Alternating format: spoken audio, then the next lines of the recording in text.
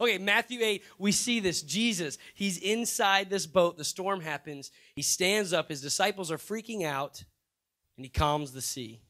You know, I was in Africa, in Tanzania, and I get nauseous on any type of boat, even like speedboats, okay? I'm always that guy. I talked about that last week. The one in the corner, they're like, ooh, don't go near him, because my head's in the garbage pail. Horrible situation. I was in Africa, and we were going to be on a 18-hour boat ride. 18 hours. Did you hear that? Now, I'm thinking, okay, this will be nice. It'll be maybe like kind of like a speedboat. You know, maybe just like the ferry in Port Jeff, if any of you are familiar with that. You ride across. It's great. They've even got a little snack shop on it. We pull up, and there is a wooden ship that looks like it's from literally Jesus' time, okay? And I look at the missionary, I'm like, that's not the boat, right? He's like, yeah, man, that's the boat. There's no seats. You are literally laying on top of each other, just you and a bunch of Africans. You're there. You're laying on top of each other on rice paddies. There's chickens next to you. People are going to the bathroom right there. Literally, this is a situation. 18 hours, we're on this boat. And listen, there was moments where it got a little rough on this lake there. Tanganyika is what the lake's called. It got rough. And I got scared because when I woke up, I saw men there bailing water out of this boat. There's about 150 of us. And I'm freaking out, okay, like the disciples freaking out in the midst of this. And I run to the missionary. I'm like, Tori, what are they doing? Are we going down? He's like, that's their job. So literally, this boat, they have people. Your job is just to bail water out the whole time. Yes, TIA, Africa, right? This is Africa. So the freak out moment. I was nervous. I was scared. The disciples are there. They're freaked out. And Jesus stands up. He calms the sea. I mean, that's pretty amazing. It's pretty miraculous when Jesus does that. Disciples continue to walk with him and talk with him. And there's another story that takes place. You guys have probably heard of this before, but it's called Feeding the 5,000. Jesus stands before a crowd. They're listening to him speak and to preach. And all of a sudden, they're hungry. Right? Everyone gets hungry. Hunger moods. I always talk about that. Like when I'm starving, Anna and I, we know when one of us is hungry because it's like, you're getting very short with me, aren't you? All right. That's more me. I get short. It's like, she's like, okay, we'll get you pizza. And I'm set. But these people are hungry. They're grumbling. And so what happens is they bring to Jesus 5 loaves of bread and 2 fish. And Jesus prays a blessing over it, and it multiplies. And he feeds 5,000 people. Now, at this moment, the people there are rejoicing. They are rejoicing of what he's doing, the miracle that was just done, to see that. And so in John chapter 6, verse 15, it says, Jesus realized they were about to come and take him by force to make him king. So he withdrew to the mountain by himself, looked at his disciples and told them, go, I'll catch up with you. And he sent them on the boat in the Sea of Galilee and went away. Went up to the mountains. Now, in this time, the disciples are on the boat, and they're on the boat the whole night. It actually gets to the morning, around 3 a.m. to 6 a.m., and suddenly it gets stormy. It's getting stormy again. Same situation. Last time Jesus was there with them. This time they're by themselves, and they're getting nervous, and they're getting freaked out. Then all of a sudden, they see what looks like a ghost walking on the water. An apparition coming towards them. Then they're scared and they're nervous. And then when it gets closer, they realize it's Jesus. He's walking on the water. Peter yells out. He says, if it's you, Lord, tell me to come and I will come. And so Jesus says, Peter, come. And Peter walks on the water looking at Jesus. But suddenly it says that he got distracted. He saw the waves. He saw the storm. And suddenly he began to sink. And Jesus grabs him, it says, picked him up. You know, we continue to walk. I mean, really think about what Peter's seeing in the disciples, right? Seeing some amazing things happening, realizing, you know, maybe he's more than just a man. So we go a little further. There's a moment we see in the Gospel of Matthew where Jesus is sitting around with his disciples. He says, you know, who do some people say that I am? So his disciples start naming it off. You know, you're a prophet. You're like Elijah. You're like John the Baptist. And Jesus stops him. He says, but who do you say that I am? And it's Peter who stands up. You know, Peter makes this declaration. And he says, "You are the Christ. You are the Son of the living God." Christ, meaning Messiah, the deliverer of the people. And Jesus looks at Peter, he says, "Man, it wasn't just man who told you that. It wasn't just your reason, it wasn't just your thinking. It was my Father in heaven. This is of God, of what you've said." And then he gives a declaration over Peter's life. Remember we said Peter's nickname was the Rock? Right? So he says, "On this rock I will build my church, and the gates of hell will not prevail against it." Huge declaration. But it's interesting. Just a few verses later, there's a moment, Jesus is talking to his disciples again. He tells them, "I've got to go to Jerusalem. And there I will suffer, and I'll be killed. But in 3 days I will raise from the dead." Now in this moment, Peter, he is on a high, right? He just in front of the disciples was like prophetically given a word from Jesus about the mighty things he would do.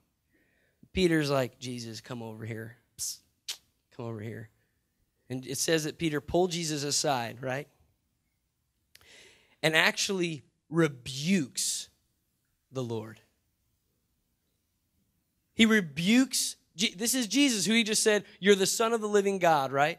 And he says these words, "God forbid it, Lord, that we would go to Jerusalem and you would die." And Jesus looks at Peter, the man he just spoke an amazing word over of the mighty things he would do for his kingdom. And he said, "Get behind me, Satan." Dude, Peter's experiencing ultimate highs and ultimate lows, right? That's horrible. That's like your worst day. Just we see this all throughout as we follow Peter. It's like, woo, he's being prayed over. "You're the rock, man. You're the best." And then all of a sudden, "Get behind me, Satan." That's horrible. Jesus just call you Satan. Very bad. Well, we walk further down this story, right? And we see that Jesus tells Peter, James, and John, they're called his inner circle. It's not that he had necessarily favoritism towards them, but he was very close to them. They were his very close friends. And so what he did was he told them, "Hey, let's go. We're going to go to a high mountain." Speculated what specific mountain they might have gone to there, but we know that it would have probably taken about 6 days to travel to this mountain. So they're traveling to this mountain, and they're going, and as they're on the mountain, Peter, James, and John look up and they see Jesus, and this moment is called the Transfiguration. They see Jesus literally begin to glow. The words are, he glows like the sun. His clothes become white and dazzling. Peter, James, and John are observing this, right? They're seeing this take place. And I want to read to you kind of what unfolds here in Matthew. So if you do have your Bible, you can turn to it, Matthew, or if you have your iPhone that has a Bible app. You have no excuses, none of you, to have your Bible here, because all of you have a smartphone, most of you.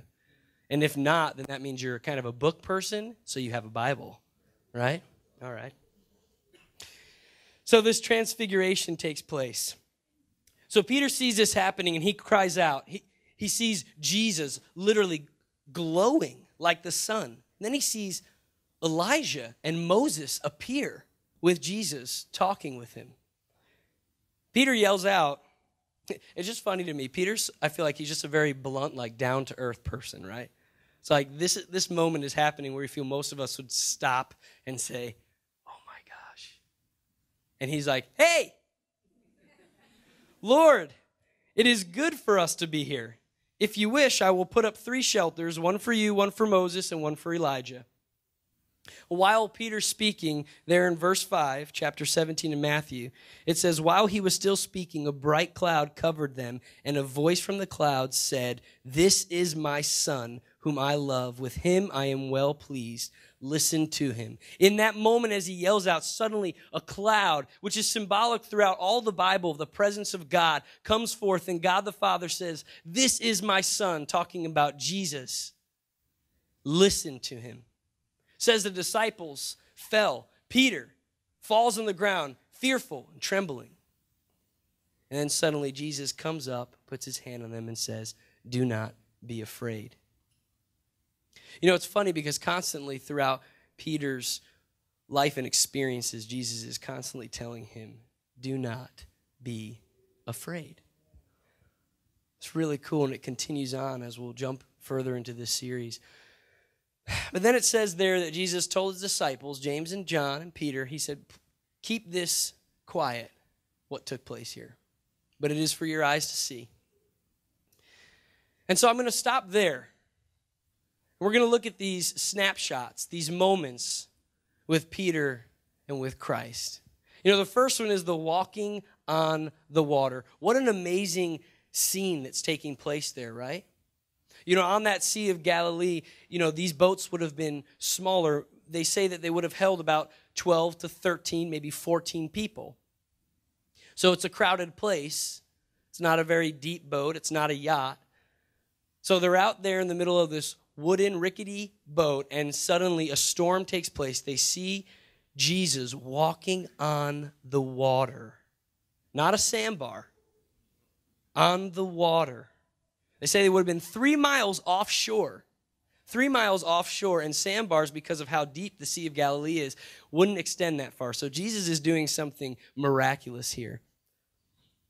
And Peter yells out, if it's you, Lord, summon me and I will come. Basically what he's saying is, I have faith in you, in your presence and who you are. And Peter steps out. He's walking on the water, and I almost see the picture of him looking at Jesus. He's seeing Jesus, looking at his face, and suddenly he gets distracted because he sees the waves, he sees the storms, and he begins to sink.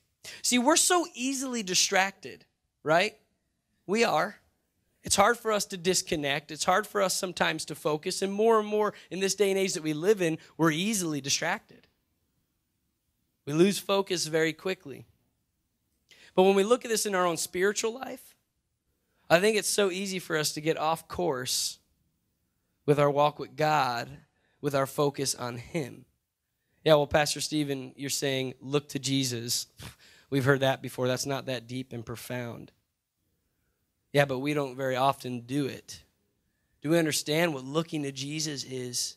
Seeing him, keeping our eyes focused on him. But what really happens is, you know, we begin to lose focus. Maybe we're busy. Circumstances happen. Relationships. Maybe there's a sin in our life that just seems to be that storm around us that keeps hitting us, almost attacking us in that way that causes us not to look to Jesus anymore. Here, I want to give you an example, okay? I was running through the forest, literally, the other day. That's right.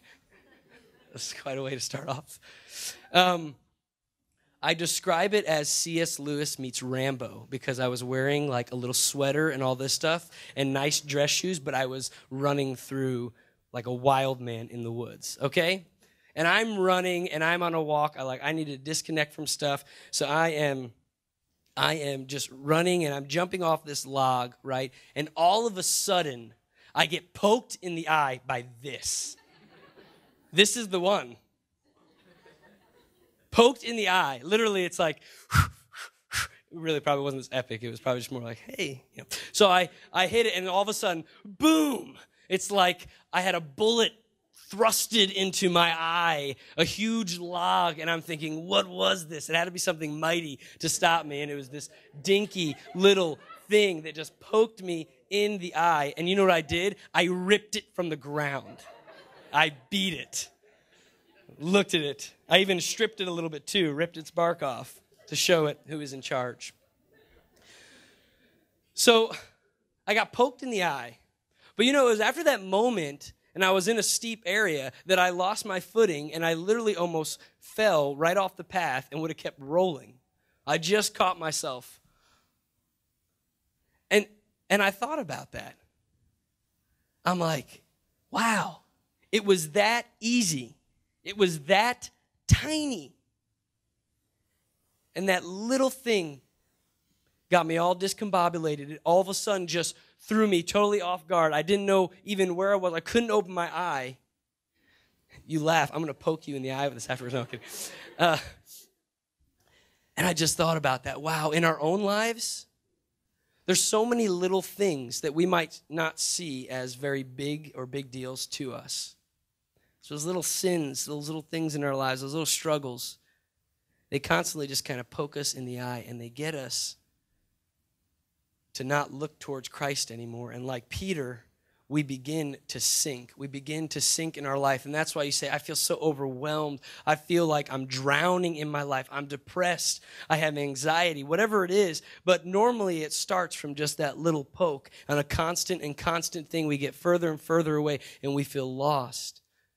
What I love about the end of that story, though, is how Jesus, it says, extended his hand, his arm, and took Peter up. Now, he does say, oh, you have little faith, but it's not in a condemning way. He's just saying, hey, I'm going to help you grow in that faith. So in our life, we need to remember that, but we also need to be aware and watchful to keep our eyes focused and looking at Christ. But you know, when Peter's drowning there, he yells out something. Lord, save me. My challenge to you is don't be too dignified. Don't be too prideful to yell out, Lord, save me. And when you do that, he will come. You know, then there's the other snapshot, right? Peter's declaration. This one's really interesting. Peter declares, you are the Christ. You are the Son of the living God. And then Jesus is like, boom, and you, the church, is going to come birth from you. You're going to be a voice for me to the whole world, all this stuff, this amazing moment. And then literally, like moments later, Jesus says to him, get behind me, Satan. Do you know what took place there? See, Peter had an unmet expectation. When he was saying, you're the Christ, you're the Messiah, his understanding of that was you're going to deliver us literally from captivity. From the Romans. You're really going to bring us freedom. So when Jesus says just moments later, I'm going to go and I'm going to die, Peter's like, whoa. That's not the plan. That's not the plan. That's not my expectation. I'm going to be like your right-hand man. I'm going to be your general. We're going to do something mighty. And now you're saying you're going to die? You know, I think sometimes we do that in our life. We have our plan and our expectation. And then suddenly, when God's will begins to enter into our lives, when his direction, his true will starts to come, suddenly we're like, no. Sorry, that's not how it's supposed to be. I had a vision, you know? I had this. I know I saw this mighty thing unfolding, and I was doing this, and I'm not romping on that type of moment, but what I'm saying is sometimes we have these moments, we have these expectations in our own lives that we really have to search our heart. Because maybe it's really not God's perfect will or perfect plan. Like Peter was there, and he said, whoa, God, that's not right. That's not what I expected. That's not how it's going to unfold. And, you know, we even see that as we unpack this story more and more, further and further with Peter. He's constantly wrestling with that. And so my question to you is, do you realize that Christianity is a life of surrender? It's a life of surrender. You know, Jesus goes further after this statement. I'm going to read it in Matthew 16. It's verses 24 through 26. So he rebukes Peter, and then he says this, whoever wants to be my disciple must deny themselves and take up their cross and follow me. For whoever wants to save their life will lose it, but whoever loses their life for me will find it. What good will it be for someone to gain the whole world, yet forfeit their soul? Or what can anyone give in exchange for their soul? There's a cost to discipleship. Paul says it in Acts 20, verse 24. He says, I do not count my life of any value to myself. Basically, my life is not my own. And we see Jesus exemplifying this life of surrender because he's saying, I'm going to do my Father's will. See, in our lives, we need to be ready to surrender those areas. Even when we had an expectation, even when we said, but this was the plan. We need to be willing to surrender our lives to his and say, God, really, what is your will in my life? Is it a battle? Is it a struggle? Do we see Peter continually having to battle this? Yes. But he does get a moment of victory. We're not going to talk about that part today. We're talking about the battle and the struggle, though, of surrendering our life to God, past even our own expectations. I'm going to invite the band to come up here as we kind of close this down. As they come up, I just encourage you, I know this is a smaller room and stuff like that. Don't be distracted in this last part because this part has really just penetrated my heart and soul as I was preparing for this. It's the last picture of the transfiguration that takes place. And sometimes we might hear these stories and we look at them and we might miss sometimes what God is really wanting to say, what the author, even Matthew, is communicating to us in this. And so when we look here, we see Peter is there. He sees Moses and Elijah. He sees Jesus transfigured, glowing. And Peter says, bluntly, it is good that we are here. I just think that's funny. Like, it's like walking into a party or a social event, like, it is good we are here. Everyone's like, oh, wow. But, when you look in the context and even the original language of what Peter really would have been saying, this is what he was saying. It is a good thing we are here because we are available to do what needs to be done. So Peter's a practical man. He's a fisherman. He works with his hands. He's used to doing something. Sometimes I think we get busy and distracted with good intentions. We even see that story, right? When Jesus is sitting there with Martha and Mary, two sisters, and Mary's sitting at Jesus' feet, and Martha's working, trying to feed everyone. She complains to Jesus, and he says, no, Mary chose what's better. I think we have good intentions in our life, and Peter had great intentions. He's like, hey, I'm able to do something. Let me build shelter for Elijah and Moses and you. But I think we have to realize that that's not always the will of God. In that moment, as Peter's saying this, suddenly what interrupts him? It says a cloud and God's presence come over and says, this is my son in whom I am well pleased. Peter was so quick to speak, to say something. Some of us here, maybe that's something we do. We're wanting to constantly do something, and I'm not jumping on that. What I'm saying is, we need to realize and refocus and say, am I doing what God's called me to do? And here, I'm going to unpack this for you because this is so interesting. See, we miss out sometimes. When we keep ourselves so busy and sometimes so distracted with that, we miss out what God's trying to do because here's what's happening. Peter is yelling, hey, I want to set up shelter. I want to set up shelter for Moses and Elijah and for you, Jesus. But Peter's seeing Moses and Elijah and Jesus all on the same level. But that wasn't the intention of God in that moment. And Peter yells out, I want to stand up and I want to do this. I want to build all that for you. And God interrupts and says, no, my son Jesus is greater than Moses. He's greater than Elijah. But Peter was I want to do this, I want to do that. He was going to miss the point that God was making. My son is the great I am. He is God. He's mightier. He's greater. And guess what else was going on? God was speaking to Peter, saying, I don't want you just merely to be a man who builds shelters for holy men. I want you to be the one who sees this and declares the deity and the glory of my son Jesus to the world. See, that's what was taking place there. And so often we get busy. We have good intentions, but we need to learn to be silent. We need to learn to quiet ourselves down, not to miss out of what God is doing. Because in that, Peter realized that Jesus was the Son of God. And even in that moment, still Peter wasn't getting the full picture of what God was calling him to do, but it was seated there and it was planted there.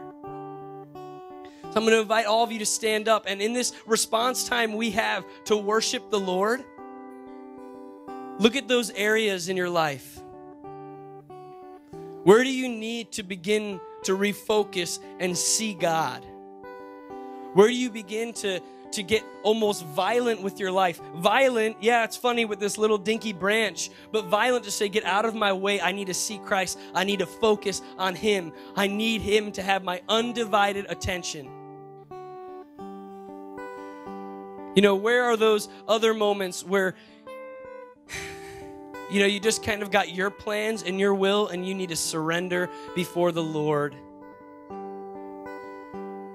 And then where are those times where God is saying, relax, be silent and be still, hear me speak, and cry out, God, let me not miss your will. Let me not miss what you've called me to do. Because then from that point, you begin to take action and you begin to do and you begin to work hard in exactly, though, what God wants you to do. And that's when you'll see lives changed.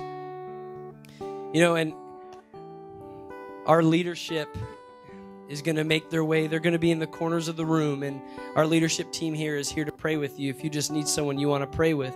But even if you're out there and you're like, you know what, I really don't know if I'm at that place yet of this relationship with Jesus that you're talking about, of doing His will. How do I take that first step? You know, it's declaring, yes, Lord, you know, you are God. I need your forgiveness. I need your truth. And it's also that step, though, to begin to follow Him, even though you don't have it all together. And so if you want to know more about that, what are those steps I need to take to follow Jesus? Our leaders are right here, and they want to talk with you, and they want to share with you, and they want to pray over you. And in this time of worship, let's just cry out to the Lord. Let's ask God's presence to reveal areas in our lives, things in our lives that we need to surrender and give to Him.